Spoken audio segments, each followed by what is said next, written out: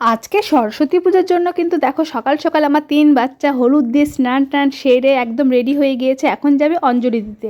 তো অভিককে পরিয়েছিলাম ধুতি পাঞ্জাবি, আর ভাগ্নি হলে পরিয়েছিল শাড়ি, আর ভাস্তি শাড়ি পরেনি কারণ পরে পরবে দেখে এখন গ্রাউন্ড পরেছে। তারপর 3 ভাই বোন মিলে চলে গেল অঞ্জলি দিতে। অঞ্জলি দেওয়া হয়ে গেলে প্রসাদ নিয়ে নিয়ে সবাই বাড়ি চলে আসলো।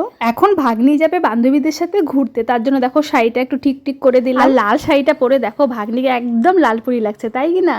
তারপরে অভিক আর আমার ভাস্তি মিলে চলে গেল বাড়ির পাশে পূজা হচ্ছে সেখানে পূজাও হবে, আবার পতাকা উত্তোলনও হবে নেতাজি সুভাষচন্দ্রের জন্মদিনের জন্য। এই চক্করে কিন্তু ওদের দুবার অঞ্জলি দেওয়াও হয়ে গেল, কারণ এখানে দিয়ে গিয়েছিল আবার ওখানে গিয়ে অঞ্জলি দিয়েছিল। ভালোই হলো, ডবল ডবল আরাধনা হয়ে গেল।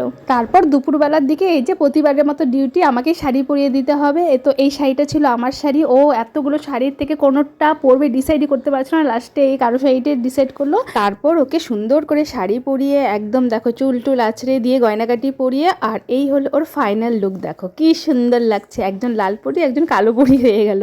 তারপর ভাস্তিও বের হয়ে গেল ঘুরতে, আর আমি বাকি রান্নাটা কমপ্লিট করতে চলে আসলাম। তো আজকে বেশি কিছু রান্না করিনি, কারণ আজকে হলো ননদের বার্থডে আর রাত্রে অনেক কিছু খাওয়া হবে। তাই করেছি পালং শাক, মাছের ঝোল, মাছের ভাজা, আর কুল আর টমেটো দিয়ে চাটনি।